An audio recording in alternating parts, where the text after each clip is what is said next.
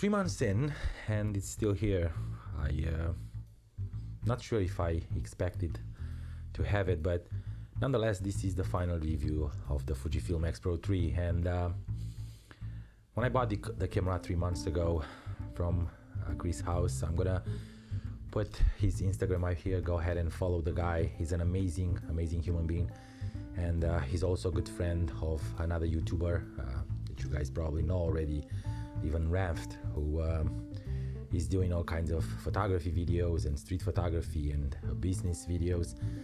He's an amazing guy. He's selling prints. Go ahead and show them some love. But today is about the X-Pro3 and why I still have it in my hands.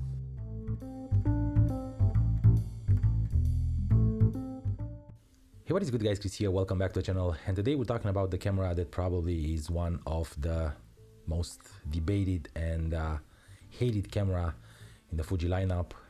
When Fujifilm released it in 2019, almost a year ago, everyone jumped at their throat and started to take this camera apart and talk about every and any single quirk of this camera.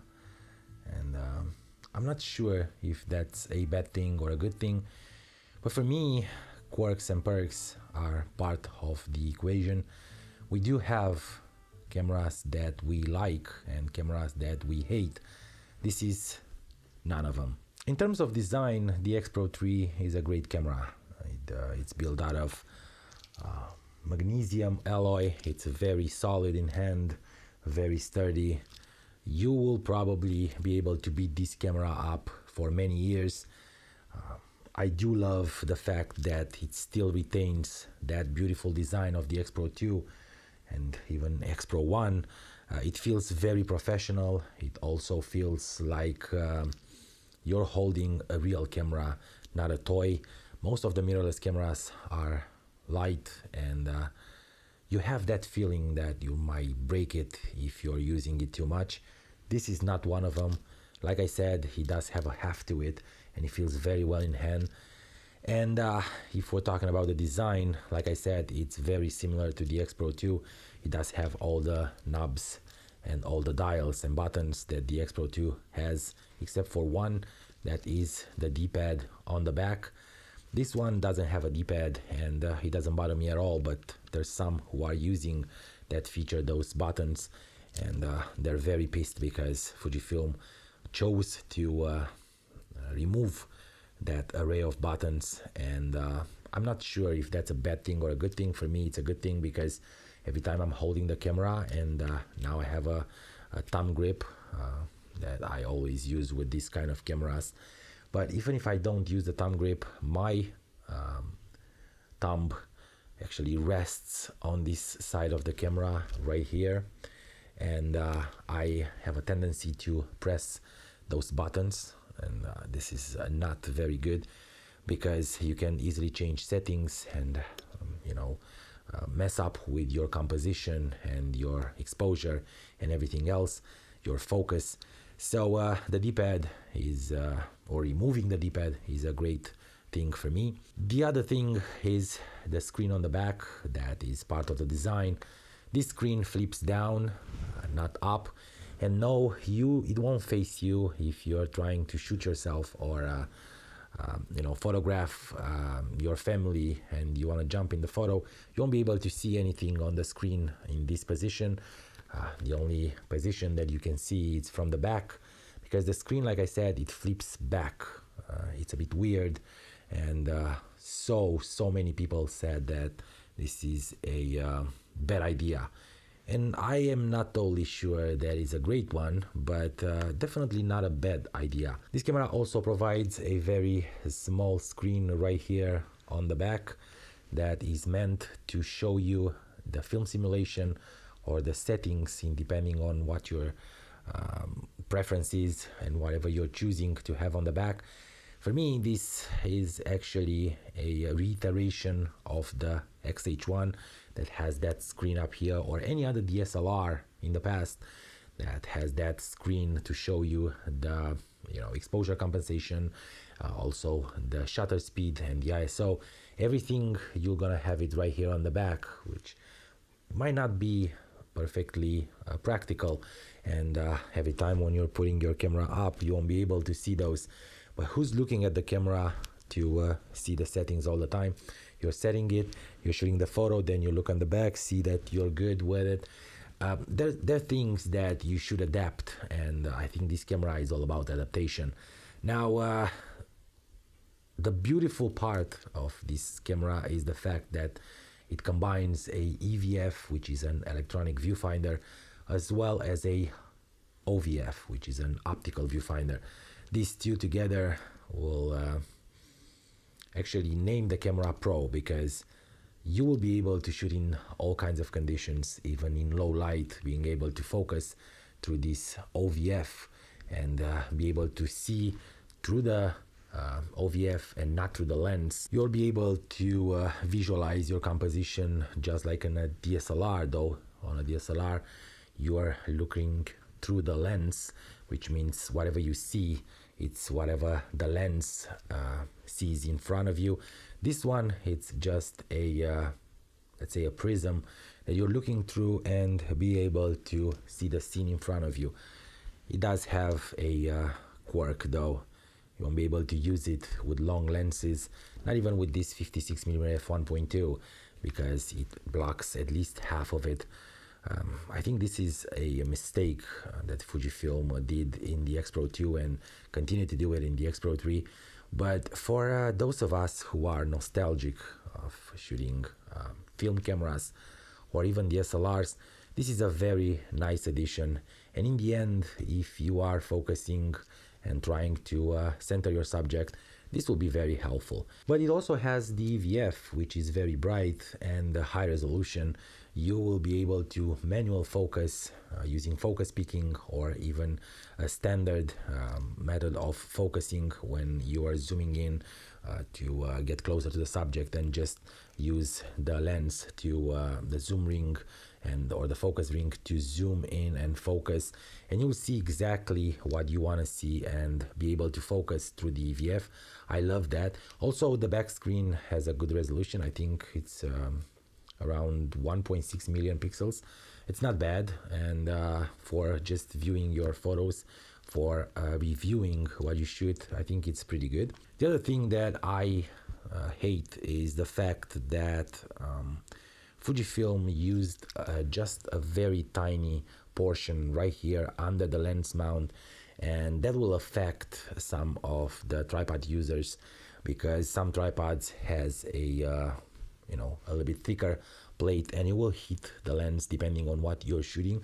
The 56mm f1.2, it's a pretty hefty lens, but the 50 to 140 as well as the 16 to 55 are even more girthier, and that might be a downside as well. This is with the design. Now let's talk about the image quality. Well, we don't have to talk about image quality. This camera provides amazing image quality, just like any other Fujifilm camera. It does have all the Fujifilm simulations, including Eterna, and I think it's called Classic Chrome. So all those Fujifilm simulations will add to the performance of this camera, and the fact that the colors are so beautiful, the images are coming up pretty much edited, if you want to say that, because everything that you're shooting with this camera, and if you're tending to shoot in JPEG, those JPEGs will be amazing. So that is about the image quality. I don't have much to say. It's not a big difference. I think this one is an X-Trans 4 processor, 26.1 megapixels. So you have plenty for printing. Right here in the back, I have 3 of my prints. Actually, the one in the middle is not mine. It's a long story. I wanted to make a video about it, but the other 2 are my prints. One of them is shot with this X-Pro3, and the quality and the sharpness and the details in that photo are amazing. So yeah, that is all about the image quality. Now let's get to pros and cons, because everyone wants to hear what this camera can do and what it can do, or what is good and what is bad. First, let's start with the cons, and the big one, the one that I actually hate, and it affects me as a pro shooter, is this battery. This NP126S batteries are not amazing at all. You'll probably get around 250 to 300 shots depending on your style. I believe that this camera should start the whole thing with the new battery that Fujifilm put in the X-T4. This should have been the one to have that battery as well, because we need a little bit more life in the battery, especially when you're calling your camera a pro camera. A pro shooter uses a camera for many hours, and having to carry with you 5-6 batteries, it's not ideal, but it's not a downside. It's just something that I hate, and I hope that Fujifilm will improve now that the X-T4 is already on the market and it has a new battery.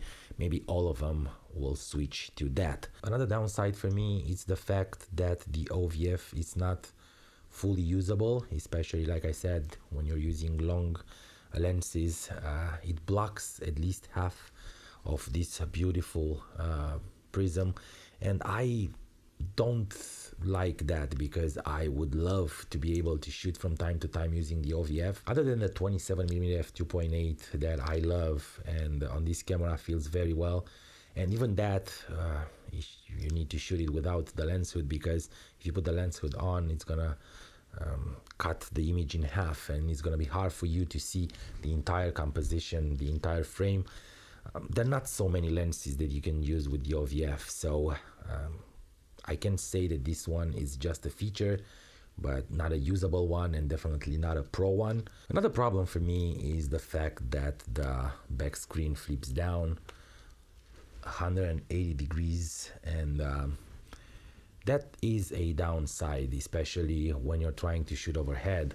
I am 6'2", and I'm still probably in need of a ladder if I need to shoot a crowd from overhead, especially in daylight when you don't have that much of a brightness of a screen.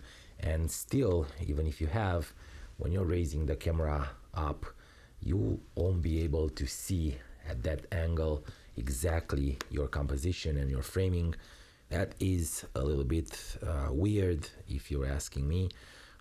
I think a double flip, either 90 degrees up, 90 degrees down, or a sideways flip like any other camera would have helped.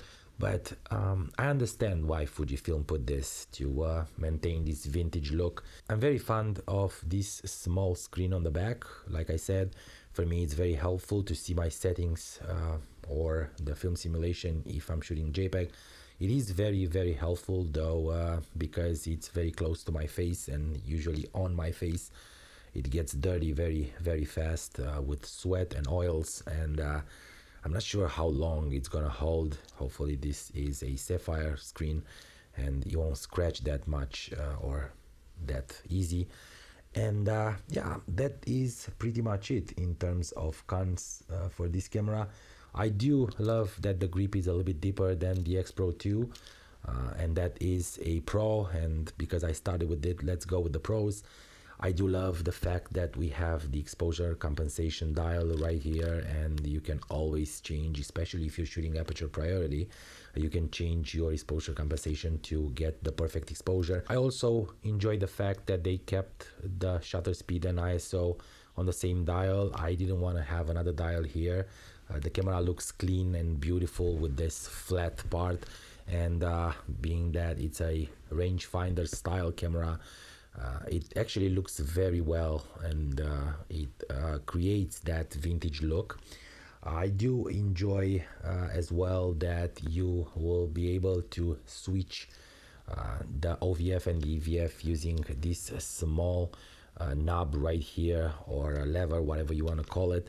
And like I said, I would love to shoot more with the OVF, but maybe in the next iteration. The camera feels very well in hand, feels pro, if you were wondering. Yes, it is a pro camera, though, like I said, it does have a little bit of a quirky feel. because of the things that they were added, and they're different than the previous iteration, the X-Pro2. It does have 2 card slots, which makes her even more pro, and I always said that 2 card slots are the safer way to go when you're shooting events and weddings, sports, and all kinds of stuff that only gives you one chance, one shot, one moment to capture that frame. So yeah, that is pretty much it. I do love the camera, and I start this video asking myself why I still have it. It's because I do enjoy it and love it, and I'm gonna keep it. This is a camera that should be in my bag all the time, especially when I'm going shooting professional. I am bothered by some of the quirks that this camera has, but I think I can learn to live with them, especially because I do love the form factor, and I do love the image quality and the look of this camera. I am so impressed of what Fujifilm are doing with their cameras, and this is one of them.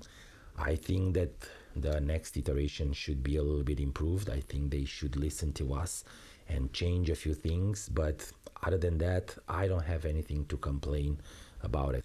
Now, is this camera for everyone? I don't think so. I think that for those of you who are shooting street photography or landscapes, for those of you who like to shoot fast and on the go, who don't care about, you know, taking time to compose, and maybe those who are shooting overhead or way down, for videographers, this is a camera that might frustrate you a little bit, and I am not gonna recommend it for those kind of shooters.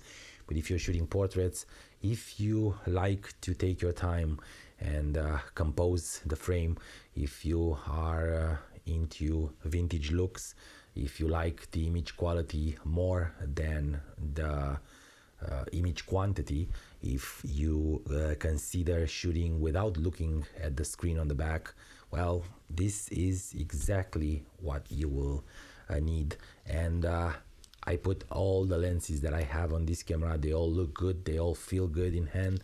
This camera, like I said, has a heft to it, so if you are a street photographer, that might not be for you. It's a bit heavier. Maybe you will need a point and shoot or an XC3 or something lighter that can get you through the day without back pains or shoulder pains. And yeah, that is pretty much it. I hope this review was helpful. Hopefully you will enjoy these videos more and more, because I'm trying to improve the quality of my content. If you want to see the first impression of this video, you can look right here. Don't forget to subscribe to the channel and give these videos a thumbs up. It's super important. It's important to be here for the next one, because like I said, we're trying to do better and better every day. And put your comments in the box down below and let me know, if you have the X-Pro3, what are the things that you hate and what are the things that you love about this camera. And I will definitely see you in a bit.